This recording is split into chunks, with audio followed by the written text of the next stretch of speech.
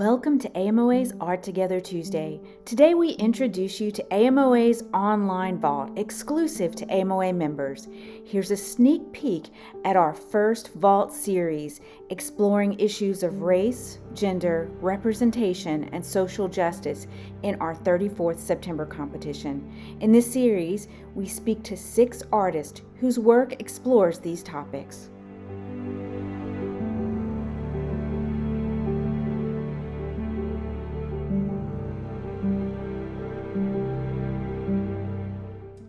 I also witnessed in these works a global social awareness about the real world we live in, with themes that embrace, question, and challenge notions of identity, body, race, and gender norms. Mexico is still very much a male patriarch country, but slowly things are changing, and so that's and I hope that there will be no gender in art in 200 years. Perhaps art will exist in a time and place where perhaps the gender, like, people will see other things first, or perhaps like have other conversations first and then be.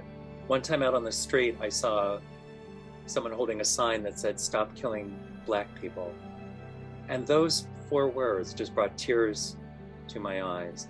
It was all the signs coming together and hitting me all at once. But Era is the Akkadian plague god of pestilence and periods of political confusion, which I mean couldn't have fit any more perfect. That's Right. That's summer of 2020 in a nutshell. For me was that you would watch CNN or whatever news station it was, and it was always the people standing up for voters' rights were strong Black women, not anyone else. And it felt very ironic that still to this day, like, you can go back just even as an artist and look at photographs of the civil rights movement, and very often it's the women of color who are on the front line. as soon as I started kind of like exploring my Mexican heritage,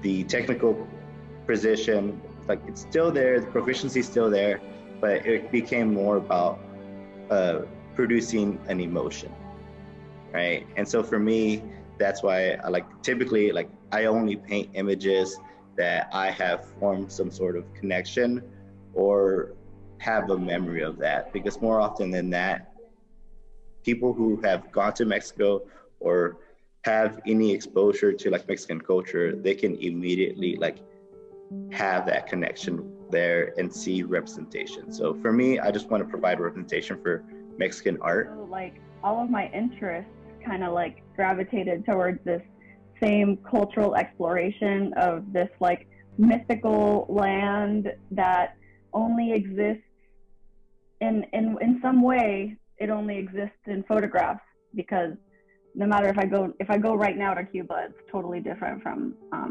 the one that my parents and my grandparents experienced. I wanted my work to create discussion about race, about women, about culture, and about Africa. I started to experience a lot more of the power of pointing than the power of preaching. And the authenticity in that seemed to be really important, as well as if power in art comes from a deep connection within the artist, as opposed to wanting to make a piece about a particular thing. So I actually feel like if you don't feel it, why bother? And that's not a bad thing. Maybe it's just not the right time. And maybe it's just a matter of stirring up the dust and having more conversations and be corrected and be educated, right? It's coming back and being contributed by everybody, pretty much. To hear more from these artists, become a member today, and you can find this video series and much more in the AMoA Vault.